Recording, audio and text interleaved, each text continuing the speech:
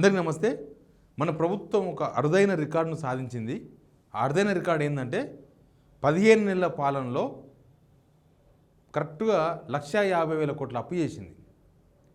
ఏ పని చేయకుండానే, జనాలకి ఏమి ఇవ్వకుండానే 1,50,000 కోట్ల అప్పు చేసింది.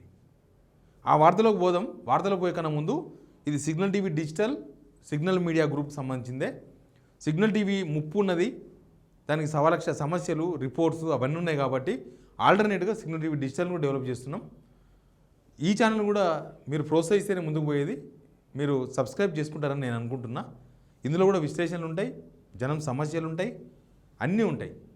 మీరు సబ్స్క్రైబ్ చేసుకోండి. మనం వార్తలకు పోదాం. మొత్తం అప్పు 1,50,000 కోట్లు కరెక్ట్గా అయ్యింది 15 నెలల పాలనలో. 16వ నెల ఇంకా అప్పులు ఇప్పుడే అవుతున్నాయి, అది మళ్ళీ నెక్స్ట్ మంత్ తెలుస్తుంది మనకు. 15 నెలలకు 1,50,000 కోట్లు అప్పు చేస్తే నెలకు 10,000 కోట్ల అప్పు అయింది. నెలకు 10,000 కోట్లు. ఎందుకు ఇవన్నీ చెప్తున్నానంటే, రేవంత్ రెడ్డి ఢిల్లీలో మాట్లాడినప్పుడు ఒక మాట మాట్లాడాడు. ఏమన్నాడు? 18,000 కోట్ల ఇన్కమ్ వస్తుంది, 13,000 కోట్ల రూపాయలు శాలరీస్కు అప్పులకే పోతున్నాయి, ఇంకా 5,000 కోట్ల రూపాయలు మాత్రమే మిగిలినాయి. ఆ 5,000 కోట్ల రూపాయలతోనే నేను మిగతా అన్ని చేయాల్సి వస్తుంది. ఇప్పుడు 500 కోట్లతో నేను ఏదైనా పని చేద్దామంటే కూడా చేయలేని సిచ్యువేషన్లో ఉన్నా. ముందు ముందు ఈ స్కీమ్స్ కూడా ఆగిపోయే అవకాశం ఉంది అని ఆయన హింట్ ఇచ్చేసిండు. అదంతా తప్పు, రాంగ్. అది ఎందుకు రాంగ్ అంటే, అసలు ఆ ఇన్కమ్ ఈడ చేసిన అప్పు అన్నీ కలిస్తే రాష్ట్రం బేసిక్గా నడుస్తుంది. మరి ఇన్కమ్ ఒకటే చెప్తున్నాడు, అప్పు గురించి మాట్లాడాలి కదా మనం. అందుకే నేను చెప్తున్నా, నెలకు 10,000 కోట్ల అప్పు చేసిండు. నెలకు 10,000 కోట్లు, 10,000 కోట్ల అప్పు నెలకు. రోజుకు 333 కోట్లు, ఒక్క రోజుకు 333 కోట్ల అప్పు చేసింది గవర్నమెంట్. ఒక్క రోజుకు. తర్వాత గంటకు 13,88,00,000, ఆల్మోస్ట్ 14 కోట్ల అప్పు చేసింది. గంటకు 14 కోట్లు. ఇట్లా తిరుగుతూ ఉంది మన గడియారం ముళ్ళు, మనకేం తెలుస్తలేదు. కానీ మన రాష్ట్రం అప్పుల ఊబిలోకి పోతుంది. 14 కోట్లు గంటకు అప్పు అంటే ఏమని లెక్కేసుకోవాలి, ఏమనుకోవాలి? సరే, మనోళ్ళు ఏదో ప్రాజెక్టులు లేకపోతే ఏదైనా చేస్తున్నారేమో అనుకుంటే ఏం ప్రాజెక్టులు లేవు. ఇప్పుడు మెట్రో కట్టాలనుకుంటున్నారు కదా, మెట్రోకు రూపాయి లేదు. మొన్న ఎవరో బీజేపీ వాళ్ళు మాట్లాడినారు, మెట్రోకు రూపాయి లేదు. కిషన్ రెడ్డి మాట్లాడిండు, రూపాయి లేదు కానీ మెట్రో కడతాడంట. మళ్ళీ పోయి కేంద్రం మీద వేస్తాడు, కేంద్రం ఇస్తే లేదంటాడు. ఈయన ఇవన్నడికి హామీలు ఇచ్చిండు అని అడిగిండు కిషన్ రెడ్డి. ఈయన ఇచ్చిన హామీలకు సెంట్రల్ ఇవ్వాలంట పైసలు. హామీల మీద కూడా మాట్లాడారు రేవంత్ రెడ్డి ఢిల్లీలో ఇండియా టుడే కాంక్లేవ్లో. మేము ఎలక్షన్స్ ముందు ఓట్ల కోసమే ఇచ్చినాం, కానీ ఇప్పుడు సిచ్యువేషన్ బాగలేదు కాబట్టి ఇవ్వలేం, స్కీమ్స్ ఇవ్వలేం. అప్పు ఉన్న సంగతి నాకు తెలుసు, ఎలక్షన్స్ ముందే తెలుసు అప్పు ఉన్న సంగతి. కనీసం పాత ప్రభుత్వంలో ఆ కాళేశ్వరమో లేకపోతే మిషన్ కాకతీయనో ఏదో కొన్ని కనిపిస్తున్నాయి, ప్రాజెక్టులు కనిపిస్తున్నాయి. పాలమూరు రంగారెడ్డి రకరకాల ప్రాజెక్టులు కనిపిస్తున్నాయి. అసలు వీళ్ళు వచ్చిన 15 నెలల్లో వీళ్ళు కొత్తగా ఒక ప్రాజెక్టు ఎక్కడ కట్టింది లేదు, ఒక ఇటుక పిల్ల తీసింది లేదు, ఒక తట్ట మన్ను ఎత్తింది లేదు, ఓ రోడ్డు వేసింది లేదు, ఓ కలెక్టరేట్ కోసమో ఒక ఆఫీసు కట్టింది లేదు, ఒక బిల్డింగ్ కట్టింది లేదు, ఏమీ వేయలేదు. పోనీ స్కీమ్స్ ఏమైనా ఇచ్చిండ్రా జనాలకు? ఆ ఉచిత బస్సుకు ఆర్టీసీకి 4,000 కోట్ల అప్పు ఉంది. 10 నెలలకెళ్ళి డబ్బులు ఇస్తలేరు ఆర్టీసీకి. మరి ఏమవుతున్నాయి? పైసలన్నీ వస్తున్నాయి కానీ అప్పులు అయ్యేటి అవుతున్నాయి. కానీ మెయింటెనెన్స్ కావాలి, పైసల మేనేజ్మెంట్ కావాలి. ఆ పైసల మేనేజ్మెంట్ లేదు. ఎంతసేపటికి కాంట్రాక్టర్లు పెద్ద పెద్ద కాంట్రాక్టర్లను చూసుకోవాలి, వాళ్ళకి ఏదో అప్పయిపాలి, వాళ్ళ దగ్గర నుంచి పువ్వో పత్రో తీసుకోవాలి, వదిలేసేయాలి. అది తప్ప ఏమైతే లేదు. లేకపోతే ఇది అట్లయింది, ఇది ఇట్లయింది, దీనిలో అవినీతి జరిగింది, ఇలా అవినీతి జరిగింది అని మాట్లాడాలి. ఆ అవినీతిని మాత్రం బయటికి తీయకూడదు. బీఆర్ఎస్ వాళ్ళే చెప్తున్నారు, అవినీతి జరిగితే తీయండి అయ్యా బయటికి, దేంతో ఎంక్వైరీ చేస్తారో చేయండి, సిబిఐతో ఎంక్వైరీ చేస్తారా, సిట్ చేస్తారా, తీయండి అన్నారు. తీయరు. ఈ అప్పులు కప్పించుకోనికి అవన్నీ మాట్లాడతారు వీళ్ళు.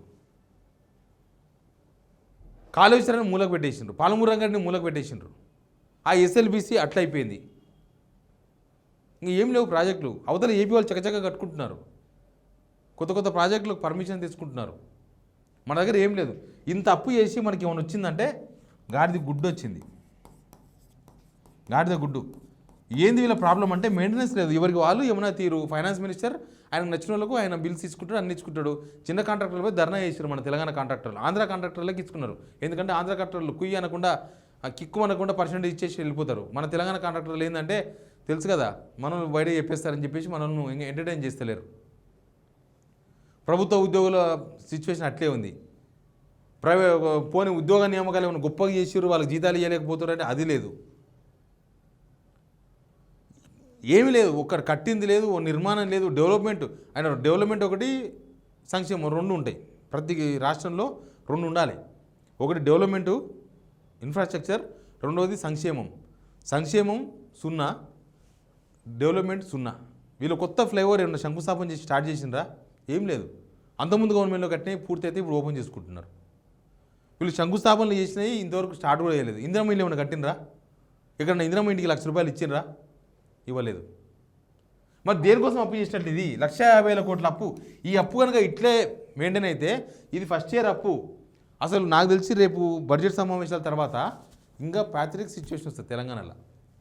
శ్రీలంక అంటున్నాం కానీ శ్రీలంకను మించిన సిచ్యువేషన్ వస్తుంది. కనీసం 1వ తారీఖు కాదు, 20వ తారీఖు కూడా ప్రభుత్వ ఉద్యోగులకు జీతాలు ఇవ్వాల్సిన సిచ్యువేషన్ వస్తుంది అనిపిస్తుంది. ఎందుకంటే వీళ్ళ మెయింటెనెన్స్ అంత దరిద్రంగా ఉంది. అసలు ఏమీ లేదు, జీరో మెయింటెనెన్స్. అసలు ప్రభుత్వం ఉందా అంటే ఏం లేదు. ఏదో డిపార్ట్మెంట్ ఉన్నాయి, పని అవుతుంది, నడుస్తుంది, అంతే తప్ప ఏమీ లేదు.